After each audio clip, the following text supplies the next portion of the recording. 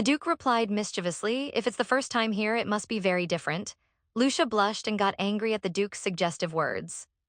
At this moment, the Duke grabbed her hand. He pinned her against the tree, then embraced her back and kissed her. To prevent everyone's mouths from floating into outer space, we'll skip the next part of the plot. In the evening, the Duke took Lucia out for a walk. Just as the two were passionately embracing under the tree in the night, the adjutant Fabian, who had gone to the capital on business, returned. His twin brother, the butler, gave him a hug to welcome him home. Fabian, fighting off his drowsiness, said he needed to see the Duke to report to him, but the butler told him he didn't know when the master would return. He had gone for a walk with the Duchess. Hearing this, Fabian was completely stunned. He never imagined that the Duke, such an unfeeling man, would accompany his wife for a walk. However, to the butler, this wasn't surprising at all. After all, they had a good relationship. They ate together almost every day. Hearing this, the just arrived Fabian was even more shocked, refreshing his understanding of the Duke. Fabian couldn't understand when the master's taste had become so poor. As a diehard fan of the Duchess, hearing someone disparage her made the butler immediately flare up. He warned Fabian with a gloomy face to shut up. However, Fabian hadn't noticed anything wrong yet. The next second, the butler landed a heavy punch, knocking into the ground, and reiterated, "I told you to shut up. Stop talking nonsense." Fabian, knocked down, said he was just speaking casually. After all, the Duke never stayed with the same woman more than 3 times. The only one who lasted over a year was Countess Lucy. After saying this, he got up and went to bed yawning. The next morning, on a sunny day, Madame Michelle arrived at the Duke's mansion on time. Although Lucia was inwardly screaming how scary, she still forced a smile and explained, "This contract is very beneficial to you. It's worth waiting a little bit for." The Duke thought Lucia was quite courageous but hoped she could keep her word. Lucia looked at the slightly older but very refined and powerful woman before her with admiration. But at this moment, Michelle was carefully examining Lucia. She wanted to know just how capable a person must be to start learning how to be a lady only after getting married. She couldn't help but recall how the Duke had invited, or rather forced her by letter. If she hadn't agreed, the overbearing and arrogant Duke of Turan wouldn't have let her off. Coming back to her senses, Michelle saw Lucia lifting her skirt and gracefully curtsying to her. "It's my honor to meet you. I hope it's not too presumptuous to have suddenly invited you here." Michelle was taken aback upon hearing this. She then replied, "It's my great honor to be your teacher." Hearing this, Lucia was very happy. "I was worried that I might be too incompetent and cause you trouble." Then Lucia invited Michelle to the living room. Lucia's politeness was something Michelle had never expected. She had originally thought that due to Lucia's princess status, she might be somewhat arrogant. After they sat down, Lucia expressed somewhat shamefully, "Because I haven't studied properly before. If there's any inappropriate behavior or speech, please tell me directly." Looking at such a polite Lucia, Michelle showed a gratified smile. It seemed Lucia was about to gain another fan. Michelle told Lucia, "You're already doing very well in terms of etiquette. The essence of etiquette is to care for others' feelings. Learning to treat people sincerely, you already possess these 2 points. There's no need to learn more." Receiving Madame Michelle's praise made Lucia blush a little. Michelle thought, since Lucia had been married for 2 months, it was about time to start socializing. So she decided to start teaching Lucia with the simplest tea parties. Through conversation, Madame Michelle taught Lucia many things. Her elegant speech and skilled teaching methods made it not boring at all. The whole process made Lucia marvel at how Madame Michelle could even drink tea so gracefully. Madame Michelle, known for her strictness, not only praised Lucia highly, but even worried that Lucia might be too lonely by herself. So she offered to introduce her niece to her. Madame Michelle explained, touching her cheek, that although her niece had an outgoing and pure personality, easy to get along with, she was a bit prone to causing trouble. Lucia was very curious about what kind of trouble she had caused. Madame Michelle told her somewhat embarrassedly. Hearing this, Lucia finally breathed a sigh of relief. Finally, the Duke left with a harsh warning, stating that he wasn't a magnanimous person and hoped Lucia wouldn't deceive him. Not long ago, her friend's fiancé cheated, so she dug a pit, filled it with horse manure, and then pushed the person in. Lucia was stunned after hearing this. She thought this person sounded quite interesting. She couldn't wait to meet her. Seeing that Lucia didn't mind, Madame Michelle smiled. "She would be a great confidant for you. She loves helping people solve their love troubles." But Lucia was puzzled. She was already married and didn't have any love troubles. However, Madame Michelle told her marriage is not the end but the beginning. She then asked Lucia how long she had been dating the Duke before marriage. Hearing the word dating, Lucia was a bit surprised. Then she told Madame Michelle that she had met the Duke only 3 times before marriage. Hearing this answer, Madame Michelle tried hard to steady her shaking body and heart. She thought, could it be that she married the Duke without knowing anything? Then she asked Lucia what kind of person the Duke was. In Michelle's view, Lucia had only been married for just over 2 months and was still in the period of being full of fantasies about married life. Plus, with so few meetings, this princess surely didn't understand her husband. However, to her great surprise, Lucia's mind flashed to the image of the Duke combing her hair. Then she answered, he's a willful person, though not too severely so, but he's decisive in his actions. Once he makes a decision, he won't easily change it. He's a cold-hearted person. Hearing this answer, Madame Michelle was full of questions. She sighed, it seems I was being redundant. You understand your husband very well. This is a good thing. It proves you haven't lost yourself. You're doing great in this aspect. Although she learned that Lucia knew her husband well, she didn't know how close Lucia and the Duke actually were. So she asked a rather impolite question. How many times a week does the Duke visit your bedroom? Hearing this question, Lucia instantly turned red, then covering her face, she stammered. He comes every day. Learning this information, Madame Michelle smiled, thinking to herself that she had worried unnecessarily. It was the Duke who was hopelessly in love. In the blink of an eye, the first lesson ended. Lucia thanked Madame Michelle, saying the class had been very beneficial.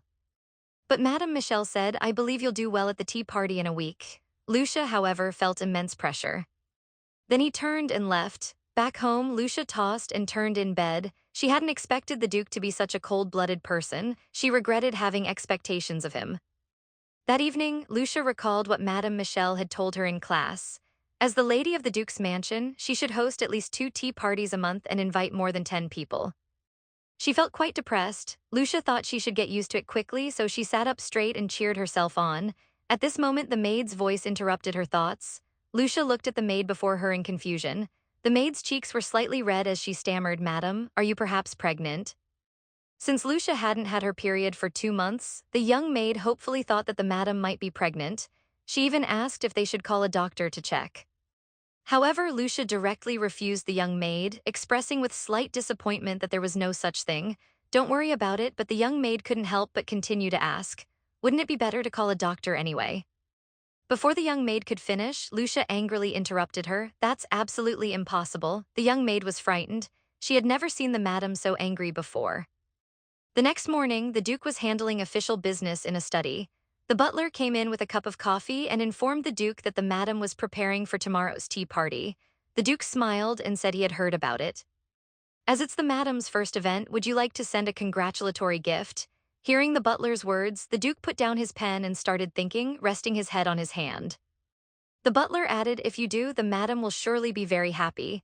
The Duke imagined Lucia's beaming smile, thanking him, and couldn't help but smile foolishly. But the next second, his heart suddenly sank. What gift should he give? The Duke thought for a moment. Although he had intentionally given Lucia a larger household budget, he had never actually given her a gift. He didn't even know what Lucia liked. The Duke's appearance of racking his brains made the butler very pleased. After all, he had never seen the Duke troubled over giving someone a gift before. Lucia recalled the scene of the Duke threatening his former lover with her life. She had been terrified while watching it. Now she had only mentioned the contract. When he learns it's about a contract marriage, just imagining the scene made Lucia feel terrified. At this moment, there was a knock on the door. The butler opened it and was very surprised. He turned and told the Duke that Dr. Philip had arrived. Hearing this name, the Duke's face suddenly darkened and a pair of blood-red eyes appeared. The butler was immediately drenched in cold sweat from the killing intent emanating from the Duke. Dr. Philip had served the Tehran family for generations, and he was also the personal physician of the former Duke. However, he suddenly disappeared while the Duke was away from the territory. The Duke now instructed the butler to let him in and ordered that no one else enter this floor. After the butler left, he felt that things were indeed not that simple. Accompanied by a series of footsteps, Philip appeared before the Duke. The Duke, with his eyes crimson, rudely stated, I heard you went on a trip. It would have been better if you had died on the way. He then told him to say his greetings and get out quickly, never to appear before him again. Philip replied, young master is truly kind-hearted, actually sparing the life of this old man. The Duke sneered, however, in the next second he suddenly became murderous. Don't get it wrong. I'm not killing you because I owe you a life, because that fool said he wanted to protect his lifesaver. After a moment of silence, Philip believed that young Master Hugo was kind-hearted by nature. His sacrifice should have been more than anyone else's in hopes that the Duke could sit in this room. You all have Tehran family blood, so the most suitable one should become the master of Tehran. When will you finally accept the fact that you were the master of the Tehran family? The Duke stated that it would never be possible and that he would immediately pass the position to Damien as soon as he came of age. Philip didn't expect the Duke to be so resistant to this position. In his view, young Master Hugo had exchanged this position with his blood, making it even more noble. The Duke chuckled, knowing that Philip was very clever. If that day he hadn't been lying at his feet without a word, but instead talking nonsense like now, he probably would have died early. After all, that day he killed everyone except this old man because the Duke found those people disgusting. Even Philip, the only one who survived, he couldn't tolerate. He even thought that as long as Philip died, there would be no more stench. At this moment, Philip was still recklessly continuing to argue. He believed that the former Duke had also been forced to do things for the sake of the family. Hearing this, the Duke angrily slammed the table. He couldn't help but recall how his father had threatened to use Hugo to make him obediently become the heir. And Hugo, knowing that as long as he existed, as long as this Duke who used them existed, his brother would never be free. Everything in the dreams was too real, and they all came true in real life without exception. In her dreams, she foresaw an unacceptable future. When she turned 19, the king would die. The more Lucia thought about it, the more scared she felt. She didn't know how to make a decision. At this moment, Lucia thought of her best friend, who was also her only friend, Lerman. Not only he could help her make a decision, so she went to Lerman's house to seek his help. So he killed the Duke with his own hands, then ended his own life in front of his brother. Recalling all this, the Duke gritted his teeth in anger. Someone who wouldn't even kill an insect was forced by that old man to do such a thing. He felt this wasn't Hugo's mystery at all, but because of his father's ugly rebellion.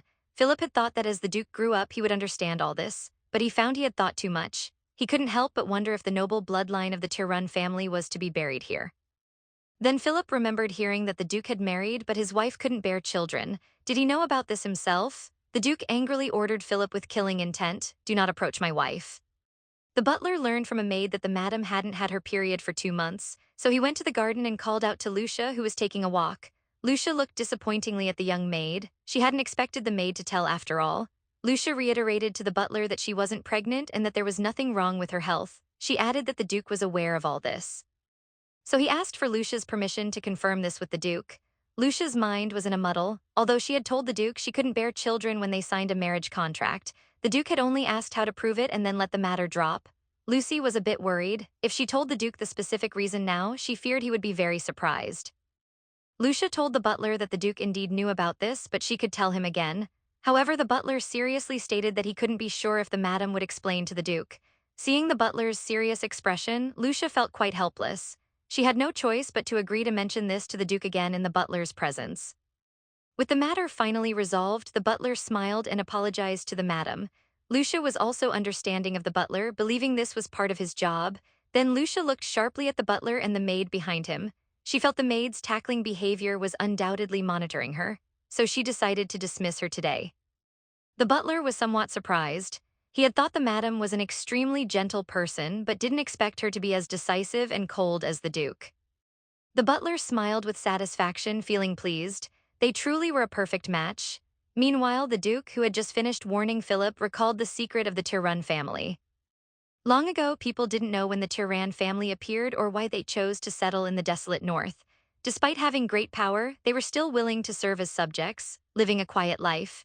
The true purpose of the Tirun family was known only to generations of the family and very few others. Lucia told Lerman that she was currently at a crossroads that would affect her life choices. That was to continue the noble bloodline of the Tirun family. To achieve this goal, they had to choose the safest place to survive, and the desolate north was their best choice. Now only he and this old man before him knew about these things, because all others who knew had been killed by the Duke.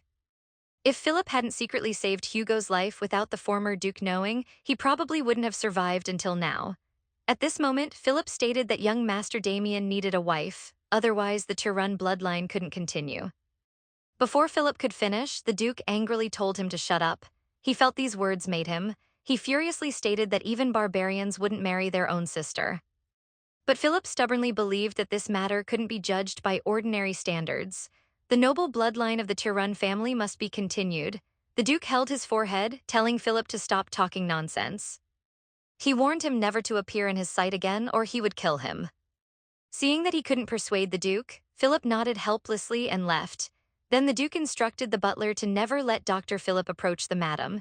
He worried that the old man might encourage Lucia to find a lover for him under the pretext of continuing the bloodline. He didn't want to see sadness appear in Lucia's pumpkin-colored eyes. The Duke also told the butler to try not to let them meet. Suddenly, the butler remembered that a few days ago, the madam had asked him about the reason for sealing the West Tower. The Duke was somewhat surprised to hear this. The butler apologetically said that he had told the madam everything he knew. The Duke thought for a moment, feeling that Lucia would find out about this sooner or later anyway. He was more concerned about Lucia's reaction after knowing. One path was to make no changes to live life as it comes. The outcome was obvious, but it was full of thorns and there was no turning back. The other path was completely unpredictable. It might be even worse, but it was a gamble on life. The butler replied that the madam was somewhat shocked, but more than surprised, she was worried about you hearing this. Upon hearing these words, the Duke's pupils suddenly dilated as if his heart had been struck by something. After calming down, the Duke got up to leave, saying he needed to go out and might return very late. After the Duke left, the butler finally realized what about the madam's gift. In the blink of an eye, the day of Lucia's first tea party arrived. The atmosphere, which she had thought would be very tense, now seemed quite harmonious. It was completely different from the always tense social circles in the capital. Lucia raised her teacup, thinking it might be because of her status as the Taran madam that everyone was saying only pleasant things. Just then, with a creak, the butler entered. "Madam, I'm sorry to interrupt your pleasant time." Lucia was surprised. She hadn't expected the Duke to send her a gift. The noble ladies attending the party all expressed their envy. Then the butler instructed the servants to bring in the flowers.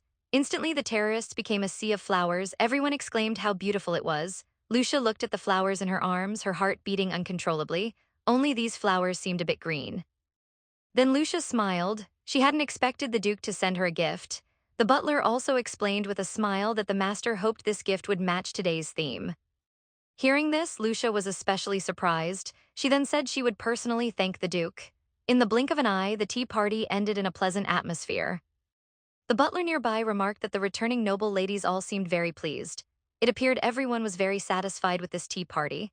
Lucia immediately responded to Jerome, "You've worked hard too, but I have something I want to ask you because every time Lucia asked a question, it would scare him half to death." So when the butler heard this, he immediately rolled his eyes in fright. He had originally thought the madam had been asking fewer questions lately. It seems he had thought too much. Were they? The butler instantly lost his composure, nervously flustered. He never imagined the madam would discover this. Seeing the butler's surprised expression, Lucia couldn't help but cover her mouth and laugh. Originally, Lucia had believed it. If it weren't for the Duke's blessing, Lucia might have been fooled by the butler, because in her view, the Duke would absolutely not say such words. He wasn't a person who paid attention to details. "Lerman, if it were you, how would you choose?" Without hesitation, Lerman decisively answered Lucia, "Of course I gamble." Hearing the madam's words, the butler instantly broke into a cold sweat, stammering, not knowing how to explain. But Lucia said it was all right and even thanked him for the gift. This made Jerome even more nervous. He hurriedly explained that the master really wanted to send her a gift but didn't know what to send, so he had made the choice for the Duke. Lucia asked the butler if this was true. The butler anxiously affirmed it was absolutely true. Lucia pretended to think seriously, examining the butler. By now, the butler was so nervous that sweat was involuntarily sliding from the corners of his eyes. The next second, Lucia burst into laughter, saying, "I understand. I'll thank the Duke. You may leave now." She wanted to stay in this sea of flowers for a while. Meanwhile, after the Duke finished his meeting, the butler immediately told him that the madam was at the terrace. Speaking of the terrace, the Duke suddenly remembered that Lucia was hosting a tea party today. He had completely forgotten about the gift. He thought that since the day wasn't over yet, it might not be too late to send a gift now. But the butler told him that the party had already ended since he hadn't instructed what gift to send to the madam. The butler had taken the liberty of sending some fresh flowers. The Duke finally breathed a sigh of relief, praising the butler for doing a great job and promising to give him a raise. The Duke arrived at the terrace and found Lucia sitting quietly at the table with her eyes closed. Lucia and the sunset was absolutely beautiful, as if time had stopped. Just then, Lucia suddenly opened her eyes and noticed the Duke's arrival, so she gave him a bright smile. At this moment, the Duke was stunned, feeling as if his heart was about to melt. The next second, Lucia ran towards the Duke and hugged him tightly.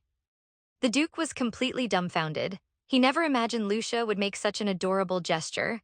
Lucia never imagined that the Duke would not only speak such provocative words, but also shamelessly want to get intimate on the terrace. Such a decisive answer surprised Lucia greatly. Lerman casually raised his teacup and gulped it down in one go. Then he explained that life is inherently unpredictable. If you know one path is difficult and has no return, of course you should avoid it, even if the unknown path might be more dangerous. After the tea party ended, Lucia immediately rushed to the Duke. The Duke also held Lucia tightly, then gently placed the kiss on the top of her head.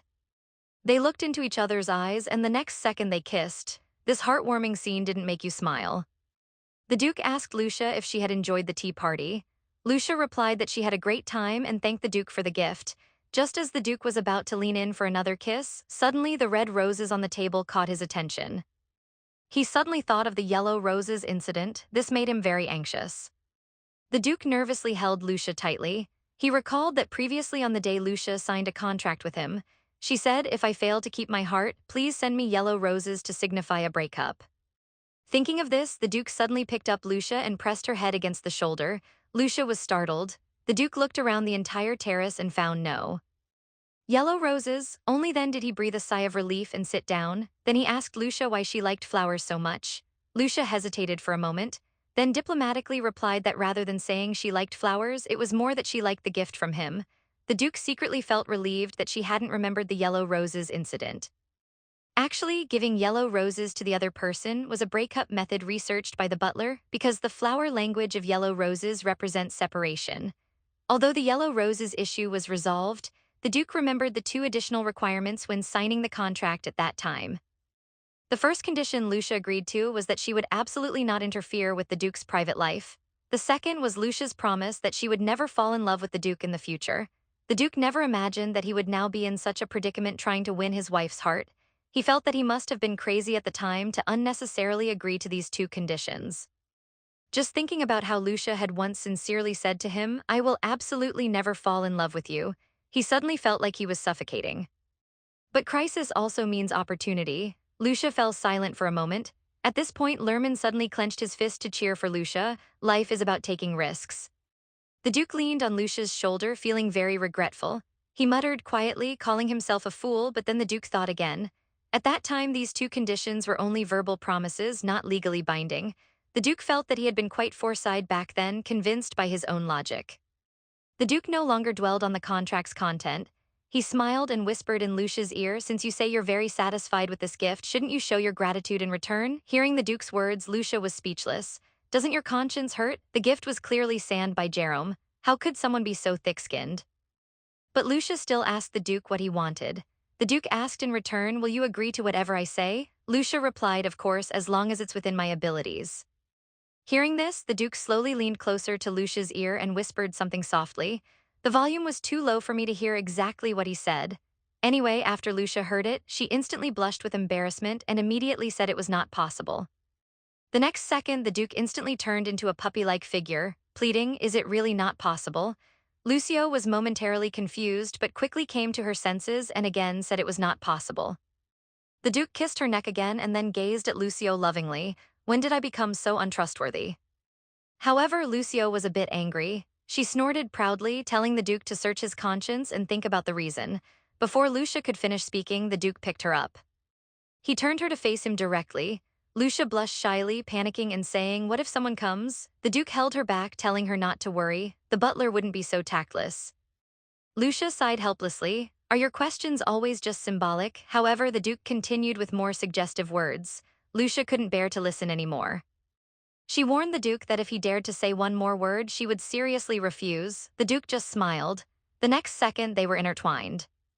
This made Lucia burst into laughter. Lucia thanked Lerman. She decided to take a chance for herself. She would go to the Duke's mansion alone to propose a contract marriage to Duke Turin. It's time for the plot that everyone dislikes. As usual, we'll skip it. What exactly happened that made Lucia and the butler blush so much? The butler called Dr. Anna to examine Lucia. After some questioning, Dr. Anna believed that Lucia was probably not pregnant, but she learned from the butler that the madam seemed a bit tired recently. Anna said she would prescribe some tonic first. However, the next second, her sharp eyes seemed to notice something, so she stared at Lucia intently and advised meaningfully. "The human body isn't made of steel after all. Everything should be done in moderation. Butler, please inform the Duke about this." At first, both of them were confused, but Dr. Anna continued to explain the madam is at her most energetic age yet needs to take tonics. That aspect also needs occasional rest. They usually composed Butler couldn't help but blush upon hearing this. Lucia's face turned even redder, wishing she could find a crack in the ground to hide in. But as a doctor with professional ethics, Anna asked, "Madame must be very tired too, right? Please tell the Duke about this." Lucia clasped her hands tightly, stammering and hesitating, unable to speak for a long time. She imagined telling the doctor that she liked it very much and that the Duke came to her bedroom every night. Dr. Anna's eyes would probably shatter right then. The butler would also give her a strange look. Lucia whimpered, thinking she must be crazy to even consider saying such thoughts out loud. Dr. Anna didn't forget to remind the butler to tell the Duke to exercise restraint. The butler, red-faced, said he would, then coughed awkwardly twice and asked what frequency should be maintained. Dr. Anna made a gesture, telling him they needed to rest 1 day every 5 days. After the examination, Lucia went to the balcony alone. Speaking of pregnancy, she recalled a wild grass that grew throughout the empire called three-leaf mugwort. Because it was ubiquitous and had mild hemostatic effects, it became a backup medicine for commoners. A fallen princess was actually going to propose to the kingdom's notorious playboy. Lucia arrived at the entrance of the Duke's mansion but found no guards at the spacious gate. She even doubted if she had come to the wrong place. When she was 15 and first started menstruating, she didn't know why she was bleeding. No one had told her, and the bleeding plunged her into endless fear. She felt like she was going to die, so she thought of this ubiquitous three-leaf mugwort. Miraculously, it worked. Later, every time she had her period, she would eat three-leaf mugwort. After using it for half a year, she never had her period again. At that time, she didn't know what this meant. It wasn't until she had a dream that could predict the future that she learned about her infertility. Just when Lucia was about to give up, she met a mysterious wanderer in her dream. Louis told her that although three-leaf mugwort was considered a poisonous herb by people, it could actually purify the body when consumed. The only side effect might be the absence of menstruation. He also gave Lucia his ancestral secret recipe, saying that as long as she persisted in taking the medicine he provided, her menstruation would return. He sincerely blessed Lucia, hoping she could have a beautiful child and become a happy mother. Back in reality, although Lucia knew the treatment method and could start at any time, she remembered her promise to the Duke that she couldn't get pregnant.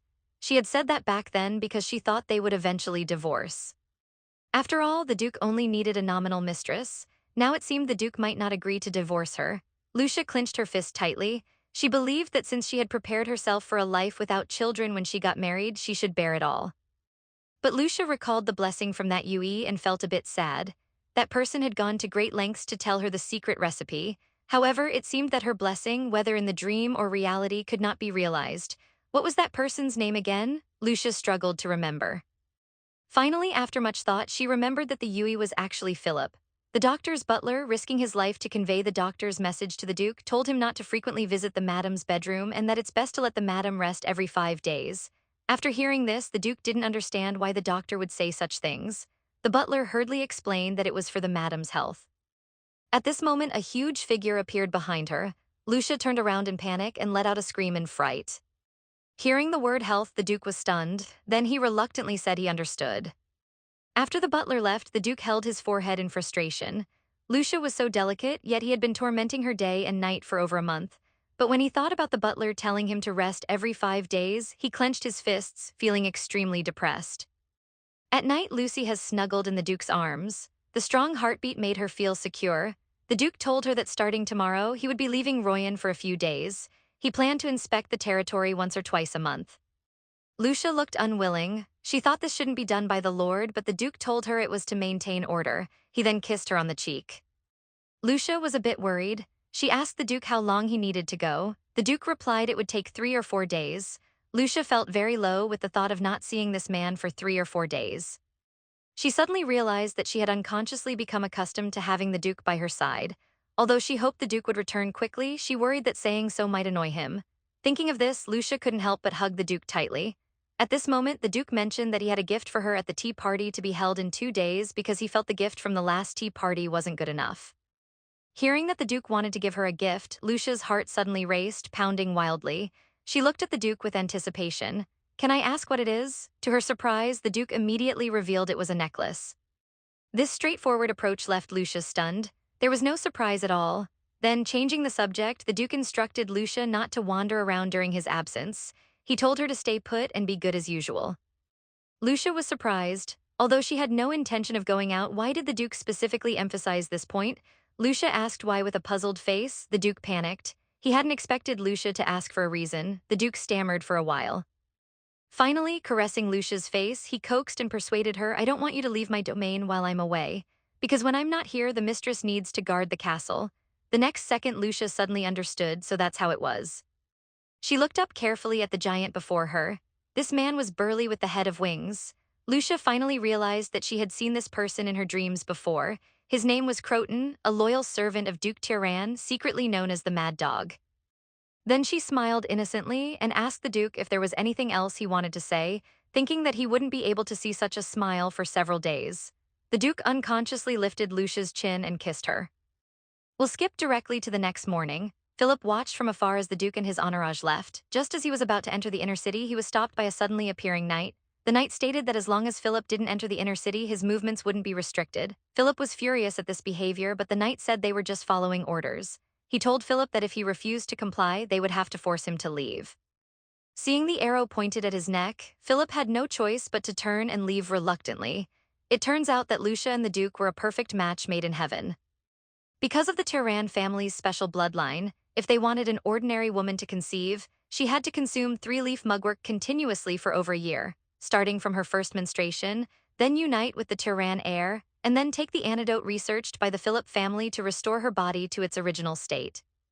Until menstruation resumes, then it can be restored, and now only Philip knows this method. Philip doesn't know who the Duchess is or why she causes such a strong reaction in the Duke, but ever since he became alone, there's only hatred left in the Duke's eyes.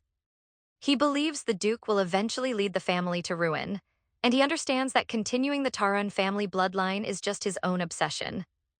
But he can't give up because it's the only meaning to his existence. Meanwhile, Lucia was somewhat surprised to see the jewel-encrusted box on the table.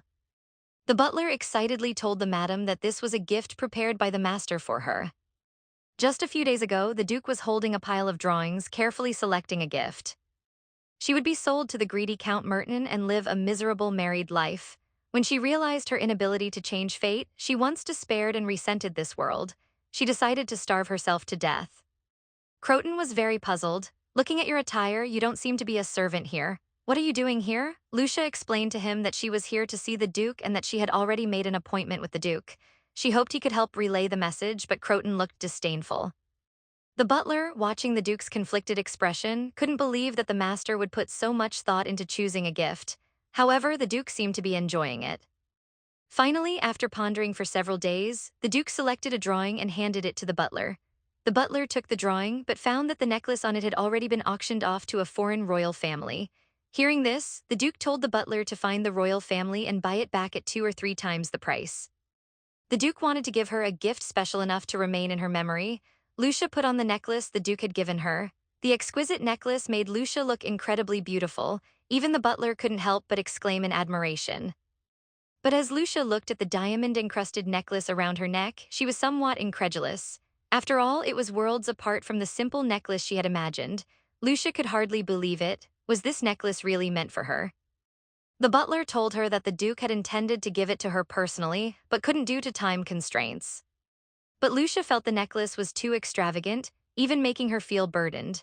The butler quickly explained that it wasn't extravagant at all for the Duke. Lucia thought that perhaps such an expensive gift was as trivial to him as buying an ordinary comb. Lucia looked at the heavy necklace on the table. She didn't know what deep meaning the Duke had in giving her this gift. Lucia's mind was in a muddle. She wondered if the Duke might be rewarding her because he enjoyed their intimate moments. She thought if that were the case, she would be very sad. She stroked the gorgeous jewels on the jewelry box. Lucia thought this might also be the Duke's habit. After all, he had many lovers before. Gift-giving might have become routine for him, but she felt this assumption was also hurtful. So Lucia helplessly covered her face, calmed herself down, and tried not to think about it anymore. Perhaps this necklace didn't have any special meaning. Lucia recalled her married life with the Duke. It was completely different from what she had expected. Originally, she thought she would live miserably, but unexpectedly, every day was filled with various joys and happiness. But then she remembered that she had agreed with the Duke not to fall in love with him, yet now every intimate moment with the Duke made her heart waver. Lucia was afraid she would become unable to leave the Duke. In the end, Lucia didn't wear this necklace to any public occasion. He bent down close to Lucia and said flippantly, "Come on, tell me who you really are." Lucia was so frightened by this sudden move that she couldn't speak. Croton stared at Lucia, guessing her identity. "You don't look like a noble either. Are you a small merchant?" Being stared at so intently by Croton made Lucia's cheeks flush with embarrassment. Today's tea party had a special guest. It was Katie, the grand niece of Mrs. Michelle. She confidently introduced herself to Lucia, saying that her grandmother often mentioned her. Lucia then remembered that Mrs. Michelle had once highly praised her grandniece. Katie was somewhat incredulous. She didn't believe her grandmother would say such things, because in her eyes, her grandmother always furrowed her brows and looked fierce every time she saw her. Seeing Katie's dumbfounded expression, Lucia explained with a smile that Mrs. Michelle was actually very proud to have her as a grandniece. This made Katie even more confused. Because her grandmother had warned her, a troublemaker like you, I don't know if the Duchess can tolerate. If the Duchess is willing to be friends with you, you must thank her on your knees with utmost respect. Hearing Katie's animated complaints, Lucia couldn't help but laugh. Katie didn't expect the Duchess to be so approachable. So she extended her hand and told Lucia to just call her by name from now on. This stunned Lucia. She didn't expect a noble lady to be so forthright as to offer a handshake. The air suddenly froze. Katie also realized she had been a bit too forward. She awkwardly withdrew her hand, explaining that she just couldn't break this bad habit. Lucia chuckled and then extended her own hand. She felt that Katie was indeed, as Mrs. Michelle had described, lively, straightforward, and radiating a dazzling light. After Katie left, Lucia felt a bit reluctant. She realized that Katie was her first friend of the same age. It was a pity to part like this. Lucia silently cheered herself on, thinking that she must invite her to the next tea party. That way they could chat more. The next morning, a maid came to report that Ms. Milton had arrived. Thinking that Katie had come, Lucia excitedly stood up and quickly asked the maid where she was.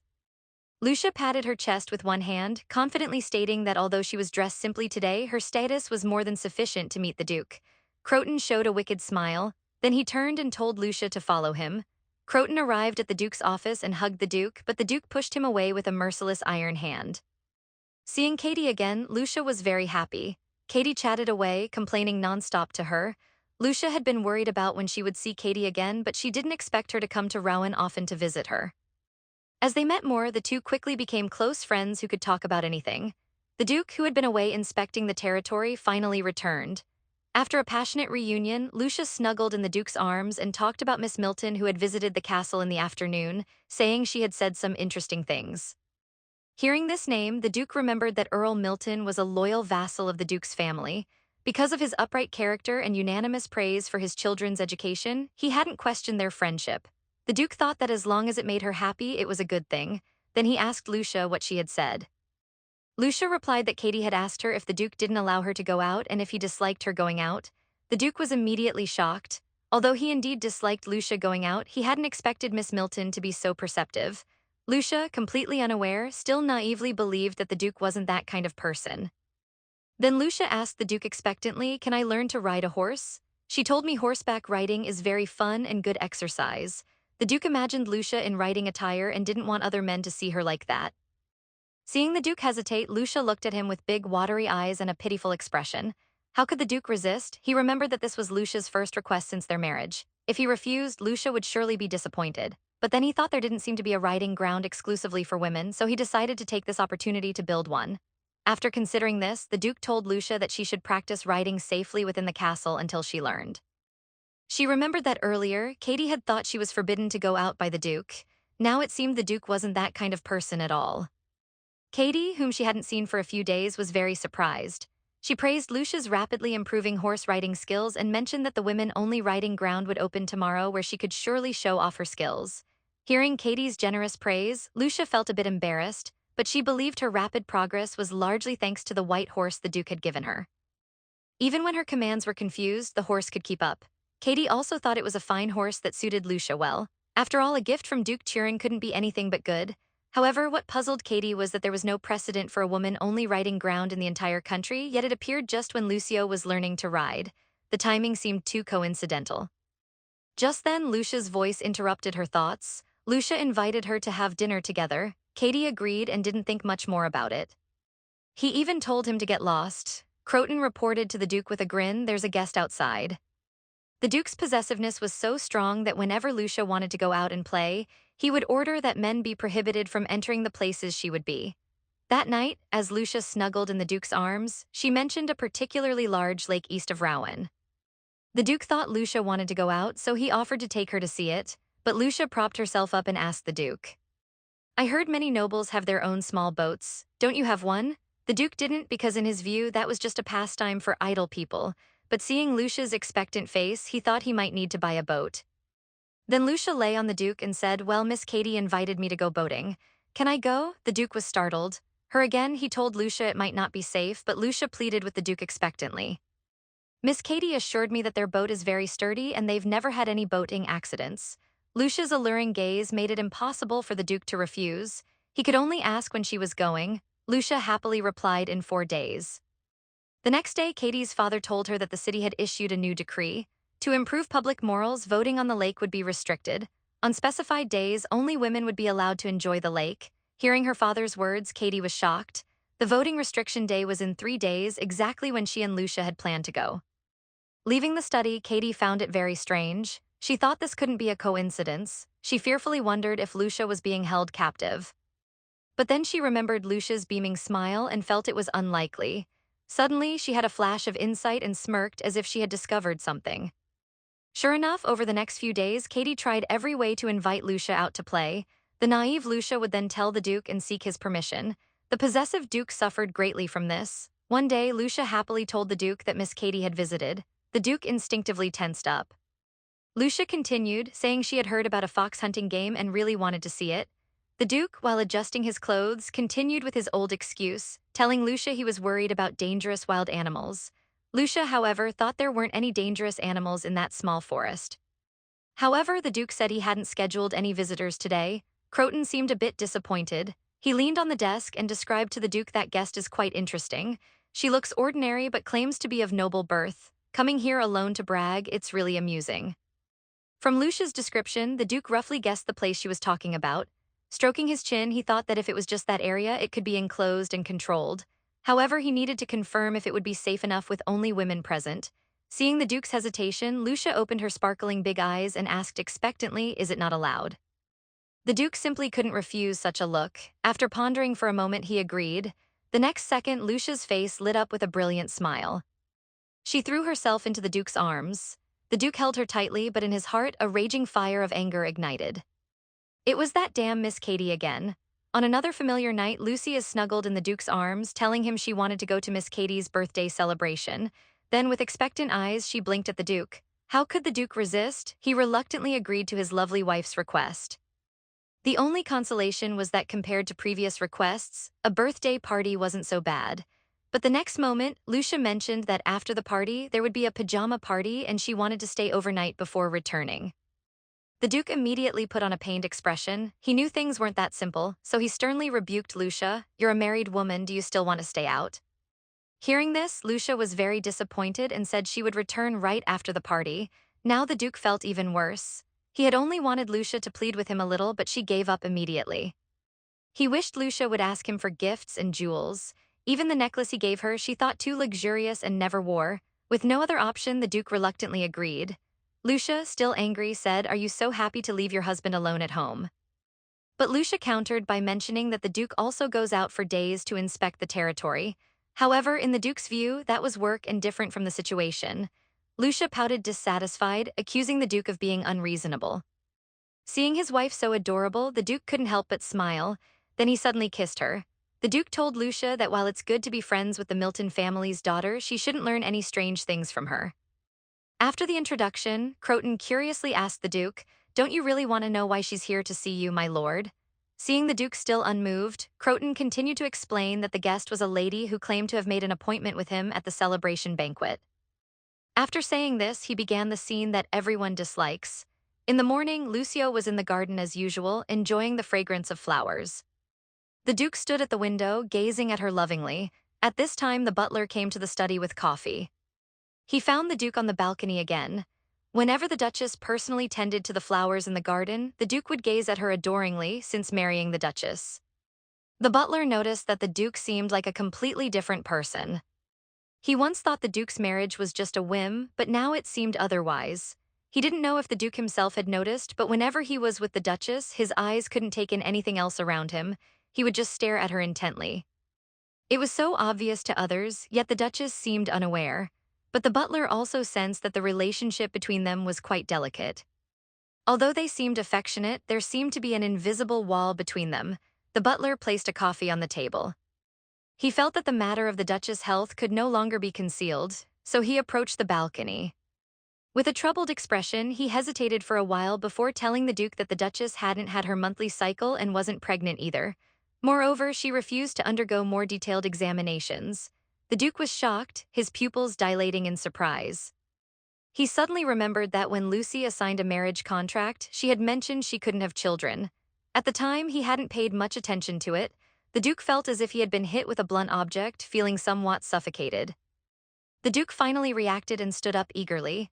Meanwhile, Lucia was sitting in the living room, feeling very anxious, but it was too late to regret now. Coming to his senses, the Duke demanded to know what the attending physician was doing. The butler replied that because the symptom wasn't obvious, the doctor couldn't diagnose it if the Duchess didn't say anything.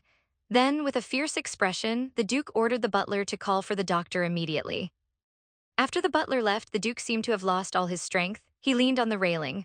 A sorrowful look appeared in his red eyes. He clenched his fist and muttered, "Damn it." The Duke thought of Lucio again. She was his ideal wife that he had longed for, not troublesome, not demanding, and never complaining, but he felt this wasn't normal. He thought he knew Lucille well, but now he realized he had no idea what she was thinking most of the time. On the surface, they seemed to get along lovingly, but Lucille seemed to have never truly opened her heart to him. Lucille greeted him with smiles, and he thought she had given him everything. Suddenly, the Duke seemed to remember something. He immediately called for the butler and instructed him to bring all of Lucia's expense details for his review. The Duke held the thin stack of papers in his hand, somewhat in disbelief. As he looked at the expenses on the paper, his distinctly red eyes were filled with shock. The Duke tightly gripped the papers in his hand. Apart from the costs of maintaining the garden and minimal expenses for tea parties, there were no personal expenditures for Lucia. The butler informed the Duke that the Duchess would alter and wear the dresses left by the previous Duchess, and her jewelry was inherited from the Turin family. Hearing the butler's words, the Duke became angry, though he didn't know why. This was exactly the kind of marriage he had once hoped for. He had wanted his wife to be like a puppet, docile and obedient.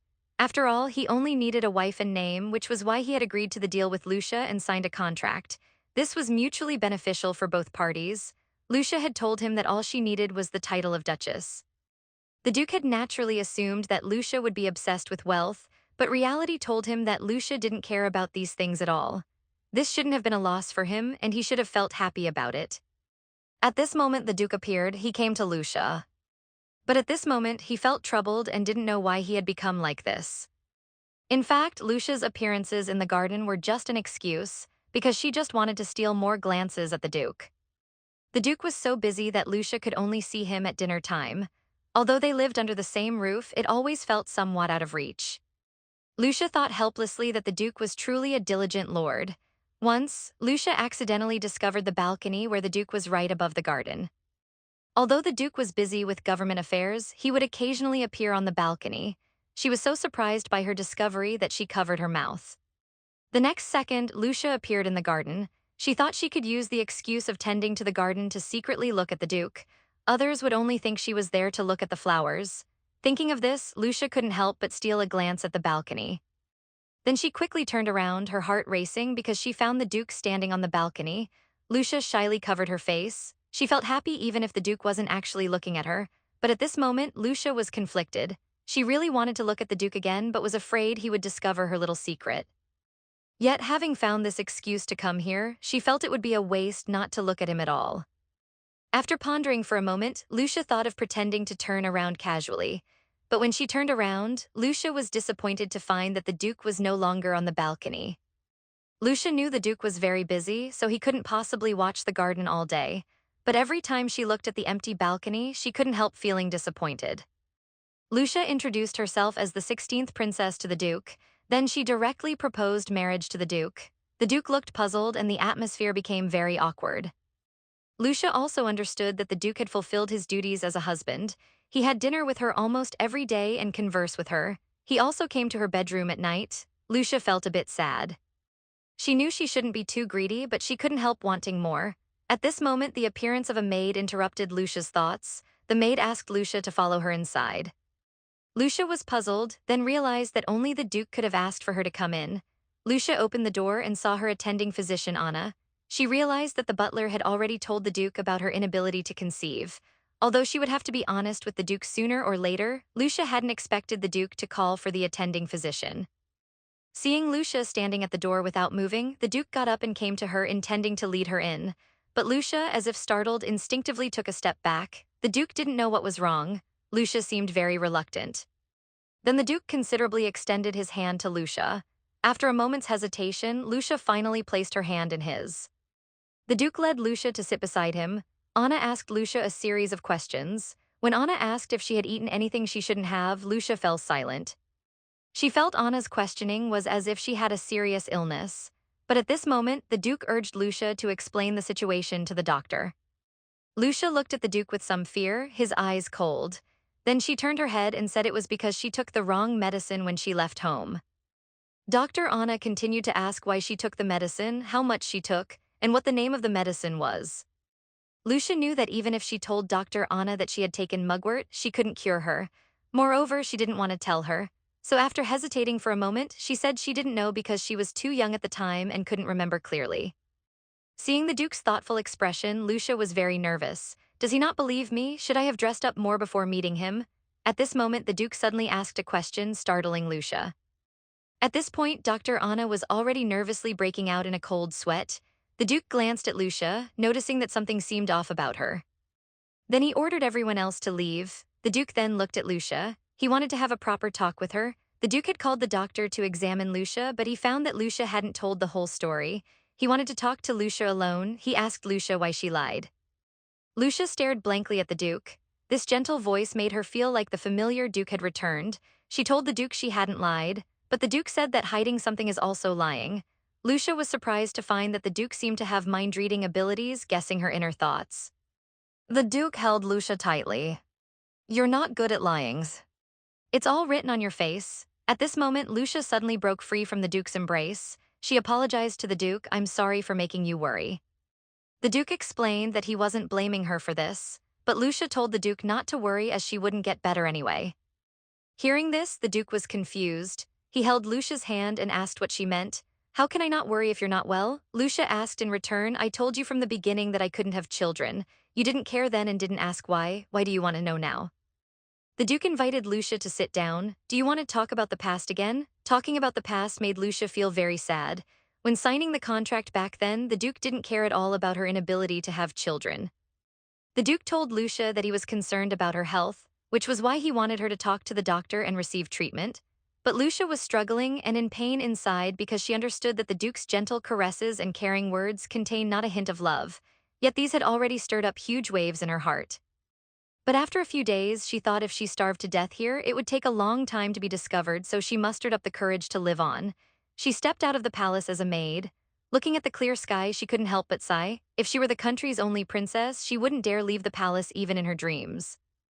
Your Highness, if I remember correctly, you wanted to propose a contract to me, right? Lucia explained to the Duke that this contract referred to a contract marriage, which could bring him many benefits. Lucia felt that since the Duke didn't like her, he might as well be cold towards her. That way, she would have a reason to hate him. Lucia told the Duke that she didn't want to receive treatment because if she got better, it would be difficult for the Duke. The Duke didn't understand and continued to ask why. At this point, Lucia suddenly lost control of her emotions. She loudly questioned the Duke, don't you not want to have children with me? But the Duke knew that it wasn't that he didn't want children. It was just that he had learned from torturing Philip that if he wanted an ordinary woman without Tyran bloodline to bear his offspring, he would have to consume the blood of the child's father with Tyran lineage for over a year and spend his first day with an ordinary woman. He knew he couldn't make Lucia pregnant, and he had never intended to leave any descendants, because he didn't want his bloodline to continue. But to make Lucia understand all this, he would have to tell her many secrets. The Duke looked at the sorrowful Lucia, not knowing how to begin explaining to her. Seeing the Duke's lack of response, Lucia gave a helpless fake smile. It seems you don't care at all whether I can get pregnant.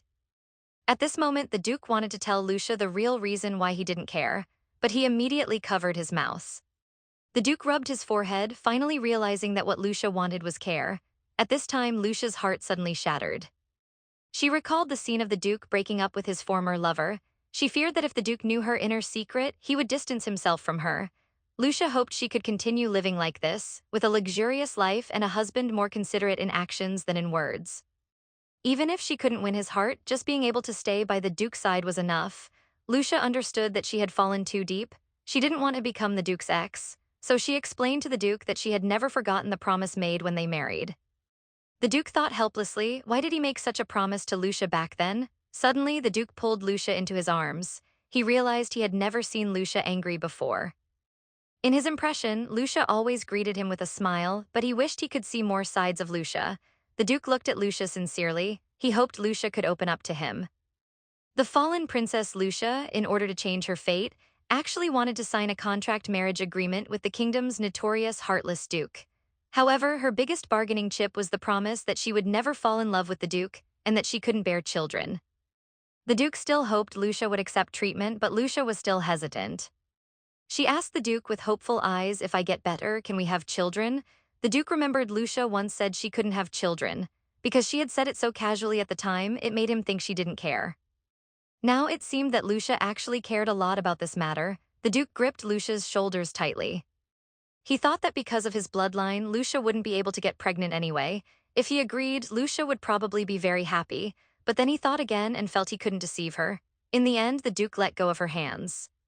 He told Lucia that he didn't need an heir. Lucia thought the Duke must be afraid that if she had a child, it would compete for inheritance rights. She looked at the Duke with pleading eyes, promising that she could agree to give up inheritance rights. But the Duke said it wasn't because of that. He simply didn't want to leave behind any bloodline. Hearing this, Lucia urgently asked, don't you already have a child? Speaking of that boy, the Duke knew he couldn't say too much. And now only Philip knew that Damien wasn't his biological son. He needed to keep these secrets. Lucia disappointingly left the Duke's embrace. She felt she had thought too much. At this moment, Lucia suddenly asked with some concern, you won't divorce me, will you? Hearing this, the Duke instantly lost his composure. He stood up and firmly told Lucia that divorce was out of the question, because from the beginning they had agreed that divorce was not allowed. Lucia looked at the Duke somewhat bewildered. Then she sadly said she understood. She thought the no-divorce rule was just a tradition of the Tyran family. The Duke told Lucia that he wanted to continue living like this, but Lucia hoped to have someone to accompany her when she was alone. Because she knew the Duke had a son who was his only designated heir. After hearing this, the Duke showed no reaction and calmly took a sip of tea instead. She believed the Duke didn't love her at all. The Duke just wanted to find a wife who wouldn't love him. Heartbroken, Lucia lashed out, telling the Duke, I won't love you either. At this moment, Lucia just wanted to make the Duke sad and hurt. She felt that since the Duke didn't care about her, she had to make him upset too. But the Duke had already been deeply hurt. Lucia looked at the Duke and bewildered it. She had thought the Duke would be cold towards her too, but in that instant, the Duke's face was filled with indescribable helplessness. The Duke lowered his head in heartbreak, closing his eyes. The next second when the Duke raised his head, he had already concealed all his emotions, returning to his usual cold demeanor. Lucia regretfully covered her mouth. She had only wanted to vent her long-suppressed emotions, but just now she seemed to have seen the real Duke beneath the cold facade. Lucia wanted to go and hug him just as she reached out her hand. The Duke coldly stated that from the beginning the outcome had already been determined. In the evening, Lucia had no appetite for the delicious food before her. The butler said if it wasn't to the madam's liking, he could prepare something else immediately. Lucia waved her hand, saying it wasn't necessary. Then she glanced at the empty main seat. The butler noticed the madam's gaze. He immediately explained that the master had been busy with official duties lately. Lucia dejectedly instructed the butler to take good care of the Duke. Then she cut a piece of steak and put it in her mouth. She had been eating dinner alone for a week now. Lucia heard that the Duke had been in his office all day, but she knew he was actually avoiding her. Suddenly, Lucia felt a sharp pain in her head. The knife and fork in her hands fell to the ground as a result. The butler looked at the madam with concern. Lucia said she just had a bit of a headache and would be fine after taking some medicine. Then she stood up and told the butler she was full and would go upstairs. The butler glanced at the steak on the table and noticed the madam had barely touched it. Lucia returned to the bedroom. She tossed and turned, unable to fall asleep. Looking at the tightly closed door, she remembered how in the past, no matter how late the Duke worked, he would always quietly come in and hold her.